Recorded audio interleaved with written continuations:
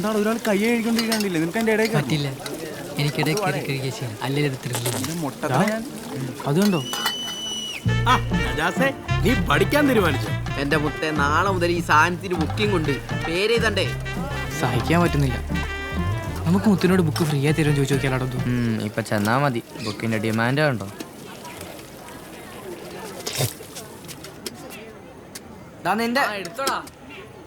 അബ്ദു, നമുക്കത് കോപ്പനോട് പറഞ്ഞു കൊടുത്താലോ? അത് പിന്നെ കാണാൻ പോലും കിട്ടൂല. എടാ, നമുക്കത് പൊക്കിയാലോ? പൊക്കാനോ? മധ്യഭാഗം ഉയർന്നു കാണപ്പെടുന്ന ലെൻസുകളാണ് ഉത്തലകാചങ്ങൾ അഥവാ കോൺവെക്സ് ലെൻസ്. പ്രകാശത്തെ ഒരു ബിന്ദുവിൽ കേന്ദ്രീകരിക്കുന്നതിനാൽ നമ്മൾ ഇതിനെ കൺവേർജിംഗ് ലെൻസ് എന്നും പറയുന്നു. ഉദാഹരണത്തിന് നമ്മുടെ കണ്ണുകൾ. ദേ, അതിലെ കൂടി നോക്കുന്നൊക്കെ കൊള്ളാം. താഴെ ഇട്ട് പൊട്ടിച്ച ഞാൻ നല്ല ഫൈൻ തരും. അപ്പൊ നമ്മൾ ഈ കോൺവെക്സ് ലെൻസ് എവിടൊക്കെയാണ് യൂസ് ചെയ്യുന്നത്? ഒന്ന് ഭൂത കണ്ണാടികളിൽ, നമ്മുടെ ദൂരക്കാഴ്ച ഇല്ലാത്തവർ വെക്കുന്ന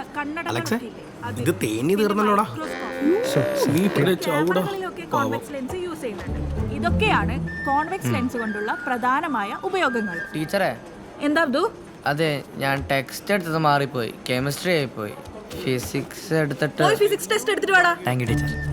ചിലപ്പോ നീ ജീവിച്ചിരുന്നേക്കാം. അപ്പോൾ നമ്മൾ ഇതുവരെ പഠിച്ചത് കോൺവെക്സ് ലെൻസിന്റെ ഉപയോഗങ്ങളാണ്. ഇനി നമുക്ക് കോൺകേവ് ലെൻസിനെ കുറിച്ച് പഠിക്കാം. അപ്പോൾ എന്താണ് കോൺകേവ് ലെൻസ്? മധ്യഭാഗം താഴ്ന്നു കാണുന്ന മാർജാരപാതനായി നടന്നിടും തസ്കരൻ തന്നുള്ളം രസമുകളോൽപിതമായി.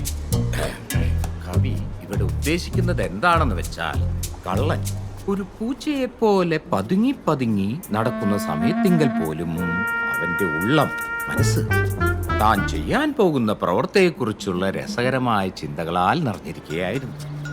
ഈ ചിന്തകളാണ് ആ കൃത്യം തെറ്റാണെന്നറിഞ്ഞിട്ടും അത് ചെയ്യാൻ അവനെ പ്രേരിപ്പിച്ചത്.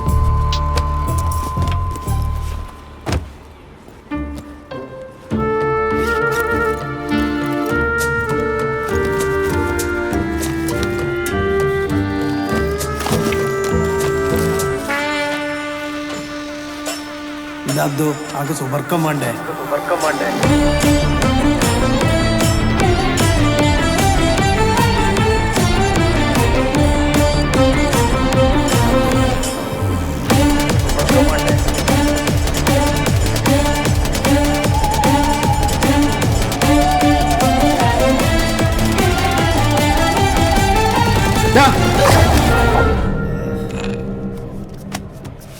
അബ്ദു, എന്താ ഇവിടെ?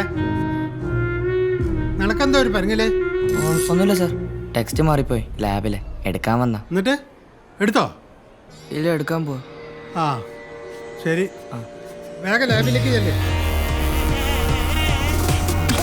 ജനഭൂമിയിൽ നിന്നും വിജയശ്രീലാളിതനായി വന്ന ഒരു പടനായകന്റെ മുഖഭാവമായിരുന്നു അയാൾ. അപ്പോൾ ആ നിമിഷം ഈ ലോകം തന്നെ കീഴടക്കാൻ കഴിയുന്നത്ര ആത്മവിശ്വാസത്താൽ അയാൾ ആനന്ദതുന്തിലനായിരുന്നു. എന്താ കാരണം? കള്ളന്റെ ആ പ്രവൃത്തി, ആ കൃത്യം വളരെ വിജയകരമായി ചെയ്യാൻ അയാൾക്ക് കഴിഞ്ഞു. 12, 13, 14, 15 ഇതൊന്നും തീരൂലേ? എന്താ ചുണ്ണി? ഒന്ന് വീട്ടിൽ കൊണ്ടാൻ തരുമോ? 10 രൂപ തരാ. വീട്ടിൽ കൊണ്ടുവന്നൊക്കെ 15 രൂപ. നീ ഇപ്പൊ പൊക്കോ. മുട്ടയടിച്ച് വന്നേക്കോ മനുഷ്യരെ പിടിപ്പിക്കാനായിട്ട്.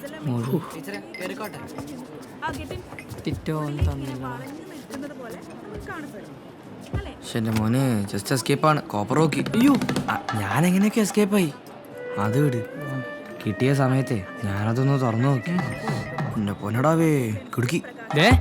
ഒരുമാതിരി മറ്റടുത്ത പരിപാടി കാണിക്കല്ലേ? ഒരുമിച്ച് നിന്നിട്ട് അവസാനം ഒറ്റയ്ക്ക് ഉണ്ടാക്കുന്നു. അതിന് നീ ഒച്ചപ്പാടൊന്നും ഉണ്ടാക്കല്ലേ. ഞാനൊന്ന് നോക്കിനേ ഉള്ളൂ, അപ്പോഴത്തേക്കും ആ കോപ്പറൊക്കെ വന്നു. എന്നിട്ട് നിനക്ക് എന്താ പറ്റിയേ? നിനക്കൊരു കോൺസെൻട്രേഷനും ഇല്ലല്ലോ.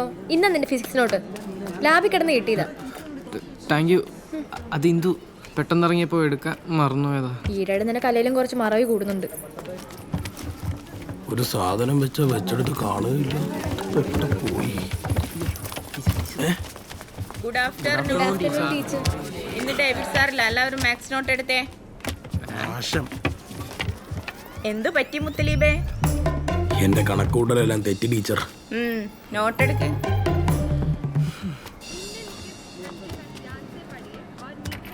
ടീച്ചറെ അല്ല, നാളെ ടീച്ചർ എവിടെ പോയി? 10C ഡേവിഡ് സാറിന് പകരം കയറി. ആ അതെ, ഞാൻ പഞ്ചായത്ത് ലൈബ്രറി വരെ ഒന്ന് പോയിട്ട് വരാം. നല്ല ചൈനീസ് നാടോടി കഥകൾ വന്നിട്ടെന്ന് കേട്ടു, ഒന്ന് നോക്കിയിട്ട് വരാം. പിന്നെ അച്ഛമ്മ വിവരം ചോദിക്കുകയാണെങ്കിൽ പറഞ്ഞേക്ക്, ചോദിച്ചാൽ മാത്രം. സാറിന് സ്കൂൾ വിടുമ്പോ പോയാ പോരെ? സ്കൂൾ വിടുമ്പോൾ ഭയങ്കര തിരക്കാവും.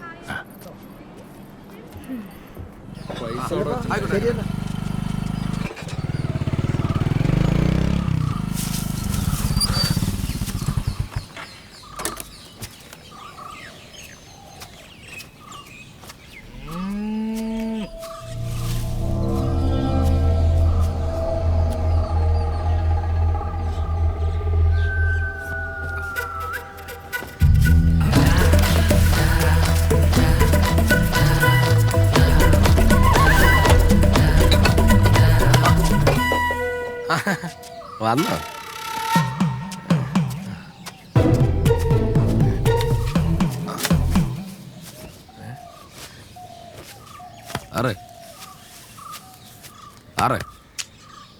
ഇവിടെ ഉണ്ടടാ നക്സലേ.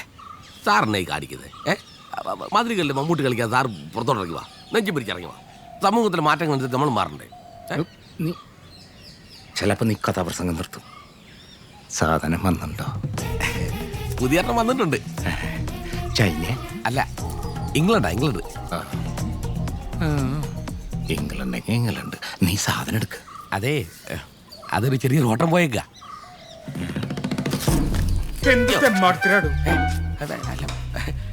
സാറിപ്പോഴാണ് വരുന്നത്? രാവിലെ വരാന്ന് പറഞ്ഞിട്ട് സാറിന്റെ സ്കൂളിൽ ഒരു പയ്യൻ വന്ന് രാവിലെ മേടിച്ചോണ്ട് പോയി. എന്റെ സ്കൂളിലെ പയ്യനാ? അല്ല, ആരാവൻ? നിങ്ങളുടെ സ്കൂളിലല്ല, ഡിഗ്രിക്കൊക്കെ പഠിക്കുന്നുണ്ട്, മീശയൊക്കെ ഉള്ളൊരു പയ്യനാ. അവൻ എപ്പോൾ കൊണ്ടുവരുന്നു അപ്പം തന്നെ ഞാൻ സാറിന് വീട്ടിൽ കൊടുത്തരാം. വീട്ടിലുണ്ട്. അന്നാ സ്കൂളിൽ കൊണ്ടുതരാം. കണ്ടോ, ആ ആലോചന കാണുമ്പോൾ തന്നെ അറിയാം വല്ലാതെ ആഗ്രഹിച്ചാന്ന്. കിട്ടിയ ഉടനെ തരാം. ഇറങ്ങും വാങ്ങി. ഞാൻ വിളിപ്പിച്ചത് ഈ സ്പോർട്സ് മീറ്റ് ഒക്കെ കഴിഞ്ഞല്ലോ, ഇനി PT പീരീഡ് സയൻസിനും മാത്സിനും കൊടുക്കാം. സാർ അനാവശ്യമായി പ്രതികരിക്കാൻ വരരുത്. എന്നാ പിന്നെ എനിക്ക് ലീവ് എടുക്കാലോ അല്ലേ? എടുക്കാലോ, ശമ്പളം കിട്ടില്ല എന്നുള്ളൂ, വേറെ കുഴപ്പമൊന്നുമില്ല. എന്താടോ ഇത്, ഒന്ന് പതുക്കെ വന്നൂടെ? അല്ല മാഷേ, സാറേ ഒരു രഹസ്യ വിവരം കിട്ടിയിട്ടുണ്ട്. എന്താ മാഷേ? യുവതലമുറ വഴിതെറ്റുകയാണ്. ഒന്ന് തെളിച്ചു പറയടൂ. മാഷേ, നമ്മുടെ സ്കൂളിലെ ഒരു കുട്ടിയുടെ കയ്യിൽ മറ്റേ ബുക്കുണ്ട്. മറ്റേ ബുക്കോ? അതെന്ത് ബുക്കാ? മനസ്സിലായില്ല. എൻ്റെ മാഷേ, കൊച്ചു പുസ്തകം 4 മടക്ക്. ഈ അശ്ലീല ചിത്രങ്ങളും കഥകളൊക്കെ അച്ചടിച്ചു വരുന്ന പീസ് ബുക്കില്ലേ? Piece book. എനിക്ക് പെട്ടെന്ന് മനസ്സിലായില്ല. അതല്ല, അങ്ങനെയുള്ള പുസ്തകങ്ങൾ ഉണ്ടെന്ന് കേട്ടിട്ടുണ്ട്, പക്ഷെ ഞാൻ കണ്ടിട്ടില്ല.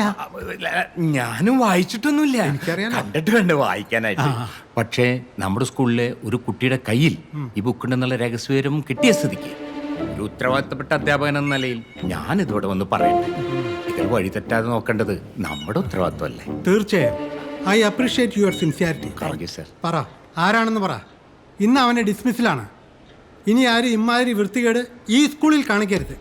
ആളാരാണെന്ന് കിട്ടിയിട്ടില്ല, പക്ഷേ ഒരു അരമണിക്കൂർ കിട്ടിയ പക്ഷെ കൺമുമ്പിൽ ഞാൻ കൊണ്ടിട്ട് തരും. മാഷോ? ഞാനും സനൽ മാഷും. വായോ, നമുക്ക് 10 തുടങ്ങാം. ശരി, 8 തുടങ്ങിയ പോലെ. എന്തിനാ മാഷ 10? 10 വെച്ച് ഞാൻ ഒന്നുമില്ല.